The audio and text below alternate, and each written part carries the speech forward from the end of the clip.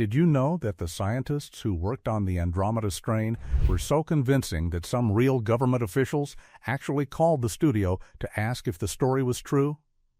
That is how real this movie felt.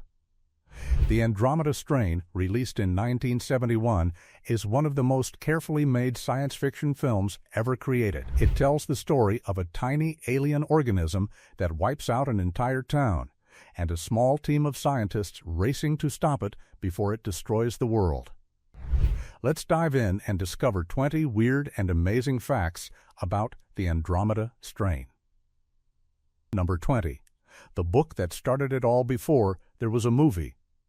There was a book. Michael Crichton wrote The Andromeda Strain in 1969, and it changed science fiction forever. But here's the thing most people do not know. Michael Crichton was not yet a famous writer when he wrote it. He was a young medical student at Harvard studying to become a doctor. He was writing books on the side just to pay for school. He needed money, and storytelling was his way of earning it. So when he sat down to write The Andromeda Strain, he poured everything he knew about medicine, biology, and science into every single page. He wrote it like a real government report. He used fake footnotes, fake charts, and fake scientific names to make it feel completely true. Readers picked it up and genuinely could not tell if it was fiction or a real document. Some people put it down because they thought they were reading a military manual. Others could not stop because they felt like they had found a secret file someone was not supposed to share. That tension, that feeling of reading something forbidden, was entirely intentional.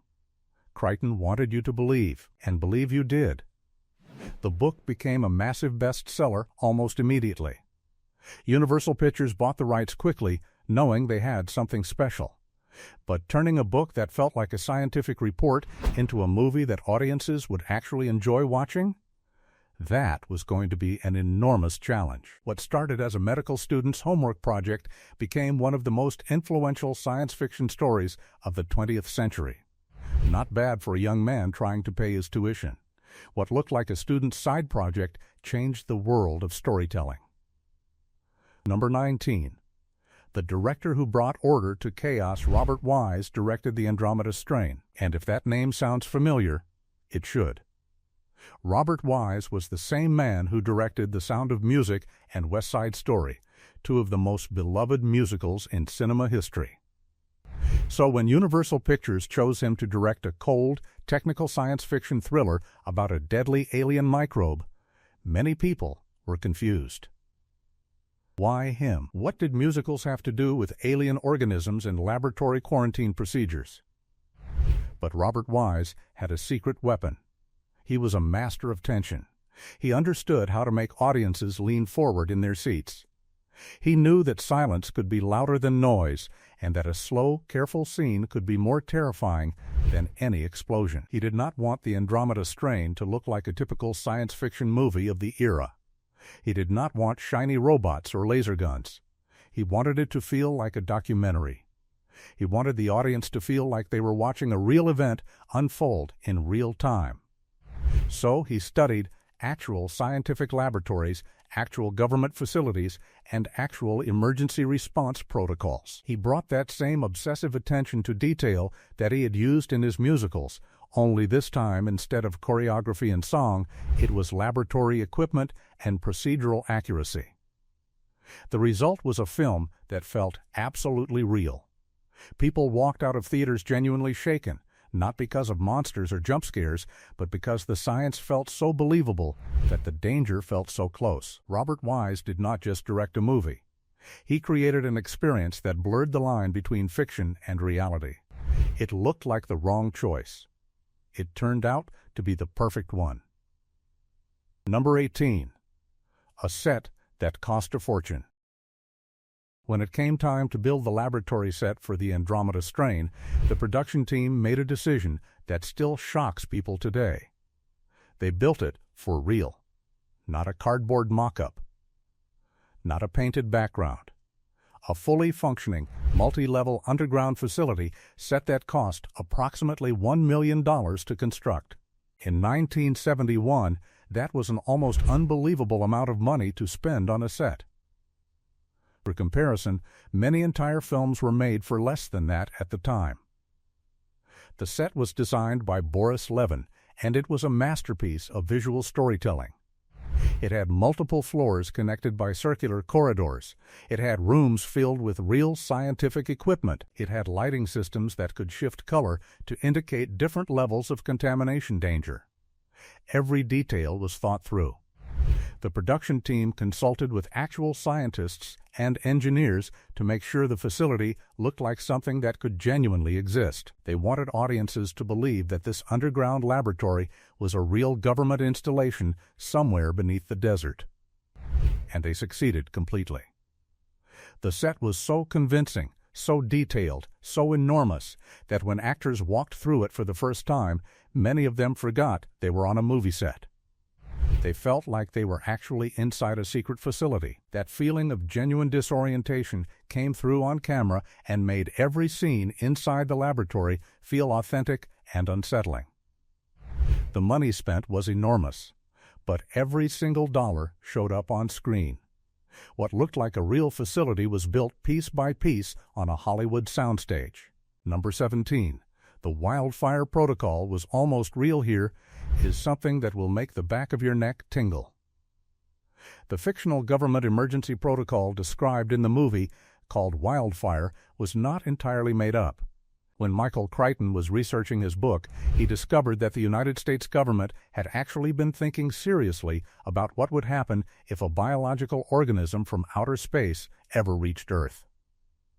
Scientists and government planners had real conversations about quarantine procedures, about how to contain an unknown pathogen, and about what steps would need to be taken to protect the population. Crichton took those real discussions and expanded them into his story. He made Wildfire feel like a logical conclusion to things that were genuinely being considered in government offices. When the movie came out, some officials were uncomfortable with how accurate it felt. They were not angry that secrets had been revealed. They were uncomfortable because a fictional story had gotten so close to the spirit of real planning that the line between imagination and classified reality felt dangerously thin. The wildfire protocol in the movie included automatic nuclear detonation if the organism could not be contained, and even that detail was grounded in the kind of extreme contingency thinking that real emergency planners sometimes discussed behind closed doors. Fiction had found its way into truth's living room and made itself comfortable. The movie never claimed to be real, but it felt real enough to make people nervous in very real ways. That was not just storytelling. That was imagination touching something true. Number 16. The cast was chosen to feel unknown. Robert Wise made a fascinating creative decision when casting the Andromeda strain. He deliberately avoided big movie stars. He chose actors who were talented but not widely famous. The main cast included Arthur Hill, David Wayne, James Olsen, and Kate Reid. None of them were household names in the way that major Hollywood stars were. And that was entirely intentional. Wise understood something powerful about how audiences experience movies. When you see a famous face on screen, part of your brain always remembers that you are watching a performance. You think of other movies that actor has been in. You remember interviews you have seen. That distance, however small, breaks the illusion. But when you see unfamiliar faces, your brain does not have that safety net. You accept the characters as real people more easily. You stop thinking about actors and start thinking about scientists.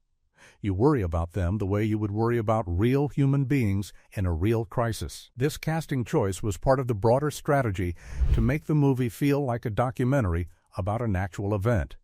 And it worked brilliantly. Audiences connected with these characters without the distraction of celebrity. The scientists felt like scientists. The fear felt genuine. The performances were grounded and real, without any of the theatrical energy that famous stars sometimes bring to genre films. Sometimes choosing the unfamiliar face is the bravest and smartest choice a filmmaker can make. No famous names on the poster, just real, breathing, believable human beings. Number 15. The scream that was not scripted during one of the most intense scenes in the film. Actress Kate Reid delivered a reaction that nobody had planned. Kate Reid played Dr. Ruth Leavitt, a scientist who is brilliant but also carries a personal secret that affects the story in a crucial way.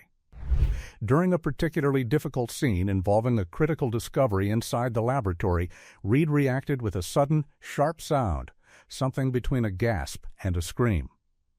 That was completely unplanned. The cameras were rolling and the sound was captured. Robert Wise watched the playback and immediately knew he had to keep it. That sound was not acting in the traditional sense. It was a genuine human reaction to the emotional weight of the moment. Reid had been so deeply inside the character, so fully immersed in the tension of the scene, that when the story's pressure reached its peak, something real broke through. The unscripted sound became one of the most memorable moments in the entire film. It caught audiences off guard in the same way it had caught the actress off guard. The spontaneity of it made the scene breathe in a way that no rehearsed reaction could have achieved. It was a reminder that the best moments in movies sometimes come from the spaces between the planned lines, from the quiet, unguarded seconds when a real human being forgets they are performing and simply feels. That was not acting. That was real fear wearing a scientist's coat. Number 14. The cinematography changed science fiction forever. The way the Andromeda strain was filmed had a profound and lasting effect on how science fiction movies were made in the decades that followed. Cinematographer Richard H. Klein used a technique called split-screen photography extensively throughout the film. This meant that the screen was sometimes divided into multiple panels simultaneously, showing different parts of the laboratory or different characters reacting to the same event at the same time. This was not a new technique in cinema, but Klein and Wise used it in a way that felt fresh and purposeful. The split-screen images gave the film the feel of a real monitoring system, as if you were watching security camera feeds inside a secret facility. It made the film feel technical, procedural, and authentic. Audiences felt like observers rather than passive viewers. They felt like they had been granted access to something classified. The split-screen sequences were carefully designed to carry information efficiently, showing cause and effect simultaneously, letting the audience understand complex scientific processes without slowing the story down. The approach influenced filmmakers for years afterward, when later science fiction films wanted to create that cold, documentary, procedural feeling. Many of them reached back to what the Andromeda strain had pioneered. One film's visual language became a template for an entire generation of storytellers. What looked like a technical choice was actually a revolution in visual storytelling. Number 13. The sound design was a character itself. Most people watch the Andromeda strain and focus on what they see, but the people who made this movie put just as much thought into what the audience would hear. The sound design for the film was groundbreaking for its time. Composer Gil Mel created a score that sounded unlike anything audiences had heard in a science fiction movie before. Instead of big, dramatic orchestral music, Mel used electronic sounds, strange tones, and synthetic textures that felt cold and inhuman. The music did not tell you how to feel the way traditional film scores do. It unsettled you. It made you uncertain. It sounded like the inside of a machine, or like a frequency being broadcast from somewhere very far away. Mel actually designed and built some of his own electronic instruments specifically to create sounds for this film. When the movie opened and the first haunting electronic tones filled the theater, audiences did not know whether what they were hearing was music or sound effects or some combination of both. That blurring of the line between score and environment was entirely deliberate. The sound became part of the world of the film, part of the laboratory, part of the alien threat. It surrounded you and made you feel contained, isolated, and watched. Music that makes you feel watched is a rare and remarkable thing. The music did not comfort you. It studied you. Number 12. The self-destruct sequence changed everything. One of the most riveting sequences in the Andromeda strain involves the automatic nuclear self-destruct system built into the wildfire facility. If contamination cannot be contained, the facility will destroy itself and everything inside it, including the scientists. The sequence where the main character must climb through a dangerous shaft to manually deactivate the system before detonation is one of the most purely suspenseful scenes in 1971 cinema. What most people do not know is how much work went into designing that set piece. The shaft that the character climbs through was a real physical structure built on the soundstage. Actor James Olsen performed much of the climbing himself, without a stunt double, because Robert Wise wanted the camera to stay close to his face during the ascent. The shafts were filled with actual laser-like light barriers and mechanical parts, and Olsen had to navigate them carefully while the cameras rolled. The physical difficulty of the climb was genuine. The exhaustion on his face was not performed. The sweat was real. The strain in his muscles was real. The countdown timer that ticked down during the sequence was running in real time on set, and the actors were told to respond to it as if it were a genuine countdown. That decision made the performances rawer and more urgent than anything that could have been faked. It looked easy on screen. Behind the camera, it was pure physical exhaustion. Number 11. The real scientists who helped. One of the most remarkable things about the production of the Andromeda strain was how seriously the filmmakers took scientific accuracy. Robert Wise hired actual scientists and technical consultants to review every aspect of the film's science. These consultants included experts in microbiology, aerospace medicine, and biochemistry. They reviewed the laboratory procedures shown on screen. They checked the equipment. They evaluated the scientific dialogue to make sure it was grounded in real principles, even when it was describing fictional situations. Some of these consultants became so invested in the production that they visited the set regularly and offered suggestions that made it into the final film. One consultant pointed out that a particular decontamination procedure shown in an early draft of the script was unrealistic, and the filmmakers changed it immediately. Another consultant helped design the visual representation of the alien organism itself, making sure that the way it appeared under a microscope had genuine scientific logic behind it. This level of collaboration between Hollywood and the scientific community was unusual in 1971. Science fiction films of that era often treated science as decoration. The Andromeda strain treated it as foundation. The scientists who helped were not there to add a veneer of credibility. They were there because the filmmakers genuinely wanted the science to be right. Not just a movie about science, a movie made with science. Number 10. The ending almost did not happen. The ending of the Andromeda strain is quiet, understated, and deeply unsettling in a way that audiences still debate today. But that ending almost did not make it into the film. The original cut of the movie had a different conclusion, one that was more conventionally dramatic, more satisfying in a traditional Hollywood sense. Test audiences saw that version and responded to it politely, but without the sense of lingering dread that Robert Wise wanted them to feel. Wise believed that a story about an alien organism that threatens humanity should leave the audience feeling uncertain, not relieved. He wanted people to walk out of the theater and still be thinking about what they had seen an hour later, a day later, a week later. He wanted the ending to feel unresolved in the way that real scientific problems are often unresolved. So he went back to the editing room and reworked the final sequence. He removed the more dramatic elements and replaced them with something quieter and more ambiguous. The new ending unsettled the studio, who were not sure audiences would accept it. But Wise held firm. He believed in the power of uncertainty. When the film was released, critics and audiences responded strongly to that quiet, troubling conclusion. It became one of the most discussed aspects of the film. The ending that almost did not happen became the ending that everyone remembers. The ending that felt wrong turned out to be the only ending that was right. Number 9. The title cards were a stroke of genius. Throughout the Andromeda strain, Text appears on screen in the form of official-looking title cards, chapter headings, and data readouts. These cards look like government documents. They use bureaucratic language. They reference classified files and official protocols.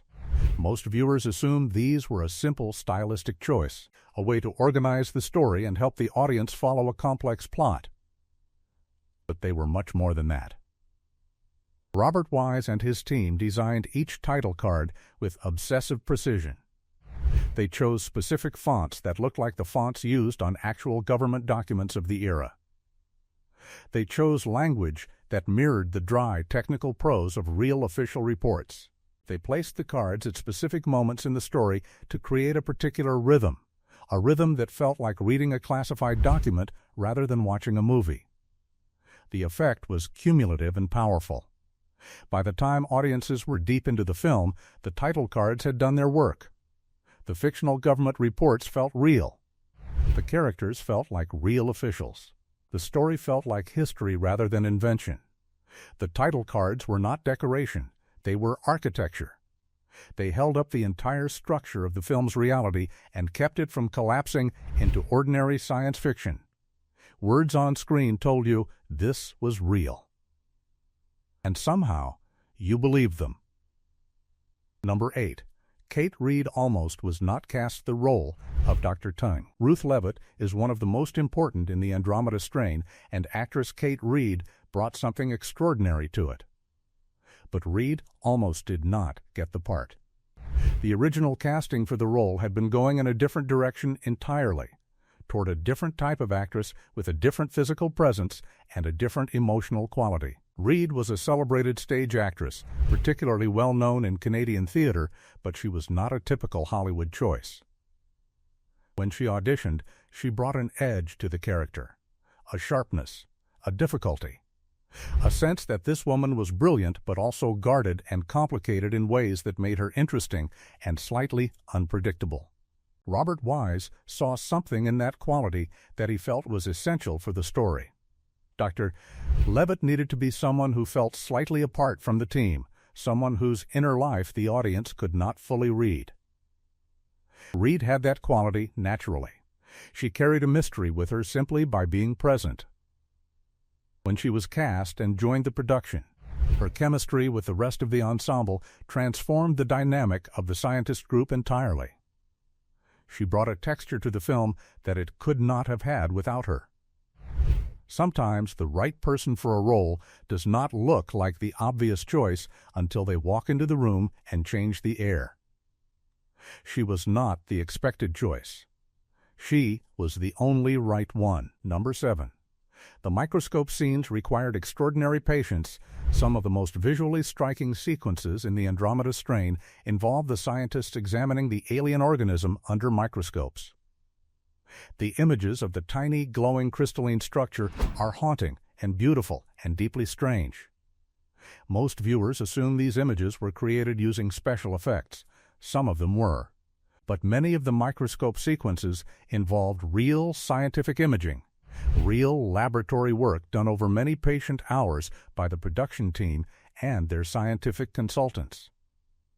The team worked with actual microscopy equipment to capture images of various crystalline and biological structures that could stand in visually for the fictional alien organism. They experimented with different substances, different lighting conditions, and different magnification levels until they found images that felt genuinely alien, that looked like nothing a human being had ever seen before.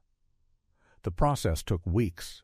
Many of the images they created were discarded because they looked too familiar, too earthly. The ones that made it into the film were chosen specifically because they triggered a feeling of strangeness in everyone who saw them. That feeling of strangeness was the point.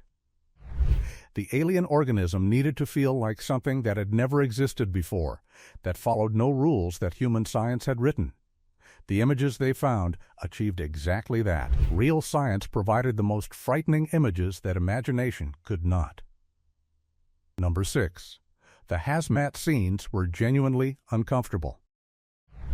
The decontamination sequences in the Andromeda strain, in which the scientists are subjected to intense and sometimes painful-looking sterilization procedures, were not comfortable to film. The actors wore special suits and were subjected to various real physical processes during these scenes, including bright light exposure and chemical rinses, that were mild versions of actual decontamination procedures. Robert Wise wanted the audience to feel the discomfort and indignity of being processed like a potential contamination risk, to understand viscerally what it would feel like to have your body treated as a possible threat. The actors later said that filming those sequences gave them a genuine sense of vulnerability that helped them access the emotional truth of their character's situation. When you are standing in a room being sprayed with a sterilizing agent and your personal space is completely gone, and every part of you is being checked and assessed and judged for safety, you do not need to act afraid or humbled. You feel it. The cameras captured those genuine feelings and built them into a sequence that audiences found both fascinating and deeply unsettling. The discomfort was not accidental. It was designed, deliberately and carefully, to transfer from the actors' bodies to the viewers' hearts. That was not acting uncomfortable. That was real discomfort wearing a hazmat suit. Number 5. The film predicted real pandemic procedures. When you watch the Andromeda strain today and you see the scientists in protective gear following strict containment protocols, dealing with an unknown pathogen while governments debate the appropriate level of response, something feels eerily familiar. That is because the film, made in 1971, predicted with startling accuracy many of the procedures and challenges that real pandemic response teams would face decades later. The quarantine protocols shown in the film, the containment levels, the ethical debates about what information to share with the public, the tension between scientific caution and governmental urgency. All of these things appeared in real life during the outbreaks and health crises of the late 20th and early 21st centuries. Medical professionals who watched the Andromeda strain when it was released sometimes said years later that the film had given them a mental framework for thinking about unknown pathogens, a fictional model that turned out to have genuine practical value. When audiences rewatched the film after real pandemic events, the movie felt less like science fiction and more like a training document. The filmmakers had not predicted the future consciously. They had simply followed the logic of science so carefully and so seriously that they arrived at truths that were still waiting to become real. That was not science fiction. That was science waiting for the world to catch up. Number 4. The novel's fake documents were studied by real people. When Michael Crichton published his novel, he included fake government documents, fake scientific papers, and fake research reports as part of the book's apparatus, all designed to make the story feel like a real historical account. What Crichton did not anticipate was how seriously some readers would take these documents. Several libraries reported receiving requests from readers who wanted to find the real versions of the fictional papers cited in the book. Some researchers actually spent time searching for the scientific studies that Crichton had invented. Government agencies received occasional inquiries about the wildfire program. None of these readers were foolish. They were simply responding to how convincingly Crichton had constructed his fictional reality. The documents looked real. The citations followed real scientific formatting. The language matched the language of actual government reports. When Universal Pictures adapted the novel, they worked to carry this spirit of documentary authenticity into the film's visual design. Every prop document seen on screen in the movie was designed to look like a genuine government or scientific record. The production team went to extraordinary lengths to ensure that if a camera paused on a page of text, the text would read like something real. This attention to the small details of convincing fiction is one of the reasons the film holds up so powerfully more than 50 years later. Fake documents felt real enough to send real people searching for real answers. Number 3. The Andromeda strain inspired a generation of filmmakers. When the Andromeda strain was released in 1971, it landed in front of a generation of young filmmakers who were just beginning to find their voices. Many of the most important directors and writers of the following decades have cited this film as an influence. The way it combined scientific rigor with genuine human drama, the way it used visual language to create tension without relying on monsters or explosions, the way it trusted the audience to follow a complex procedural story. All of these qualities left deep marks on the people who saw it young. Steven Spielberg has spoken about the impact that carefully grounded science fiction had on his approach to films like Close Encounters of the Third Kind, and E.T. Ridley Scott's clinical procedural approach to the science fiction horror of Alien owes something to the cold documentary style that Robert Wise pioneered. The makers of countless television procedurals and medical dramas drew inspiration from the way the Andromeda strain made process feel dramatic. One film can change how an entire generation understands what cinema is capable of. The Andromeda strain was that kind of film. It showed that intelligence and suspense could live in the same story, that you did not have to choose between making the audience think and making the audience feel. One film planted seeds that grew in the imaginations of a generation of storytellers. Number 2. The climax was filmed in reverse order. Here is something that genuinely surprises people when they learn it. The climactic sequence of the Andromeda strain, the entire breathless race against time that forms the film's emotional peak, was filmed almost entirely out of sequence, and significant portions of it were filmed in reverse order compared to how they appear in the final movie. This was not unusual for filmmaking in general, where scenes are routinely filmed based on location and schedule rather than narrative order. But the reverse filming of the climax in the Andromeda strain presented a particular challenge for the actors, because they needed to arrive at the final moment of the sequence with exactly the right emotional state, a state that would only make sense to the audience after watching everything that led up to it. To achieve this, Robert Wise worked extensively with his actors on understanding the emotional journey of the entire sequence, not just individual scenes. He wanted them to be able to carry the cumulative weight of what their characters had experienced, even when performing scenes that, in reality, happened later in the story. The actors later described this process as disorienting and demanding. They had to hold the entire emotional arc in their heads simultaneously, but the discipline required by that challenge produced performances of remarkable depth and precision. The ending was filmed first, the beginning came after, and it all felt completely real.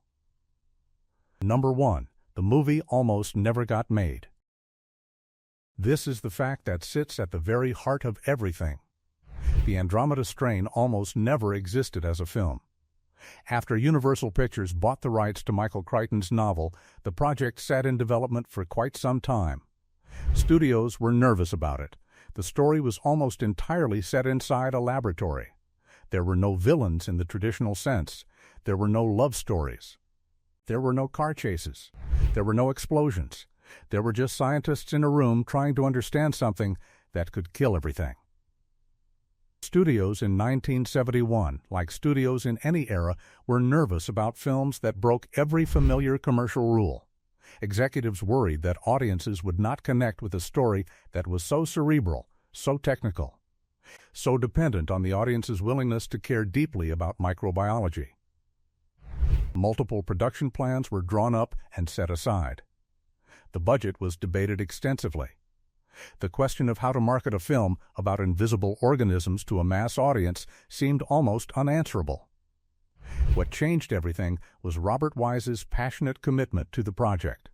He believed in it with a certainty that was difficult to argue with. He had a clear, specific vision for how to make the scientific world feel cinematic and urgent and human. He convinced the studio that the intelligence of the story was its greatest commercial asset, not its greatest commercial liability. And he was right. The film was not just a critical success. It was a genuine audience success, proof that people would follow a story anywhere if they trusted the storyteller. The Andromeda strain existed because one filmmaker refused to let a great story disappear into a drawer. The movie that almost was not made became the movie that changed what movies could be. Bonus fact: the hidden message in the organism's design there is one story about the Andromeda strain that very few people know, even devoted fans of the film. It concerns the design of the alien organism itself, the visual representation of the Andromeda strain under the microscope. The scientific consultants and the visual effects team spent an extraordinary amount of time developing what the organism would look like.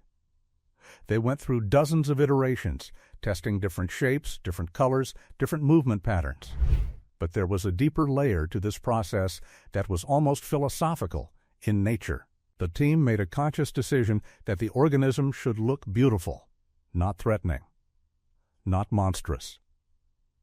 Beautiful. There was a meeting, documented in the production records of the film, in which Robert Wise and the key creative team discussed what the most frightening thing about an alien organism would truly be.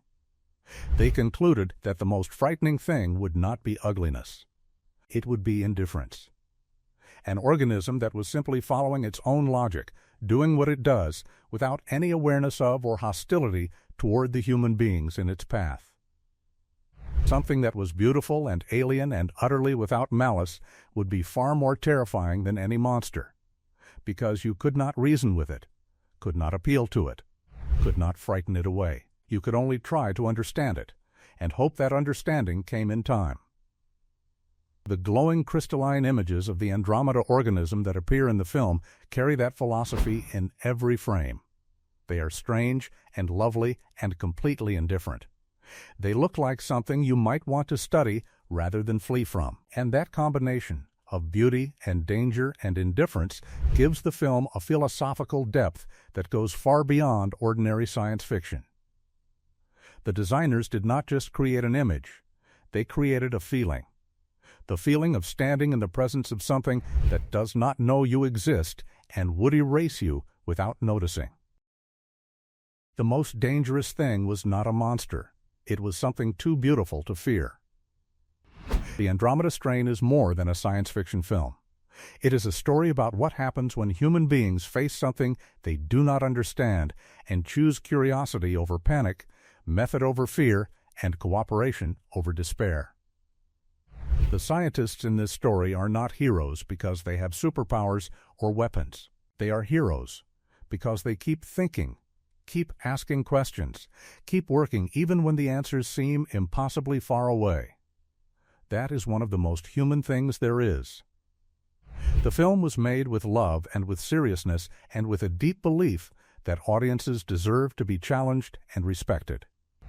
More than 50 years after its release, it still holds up. It still makes you lean forward. It still makes you think. It still makes you feel the strange, cold wonder of a universe that is much larger and much more surprising than anything we have planned for. These 20 facts and one bonus secret are just a small window into the extraordinary work that went into creating this movie. Every film hides stories within stories, and uncovering them is one of the great joys of loving cinema. If you enjoyed these stories, subscribe for more. Every movie hides a truth, and we will keep uncovering them, one story at a time.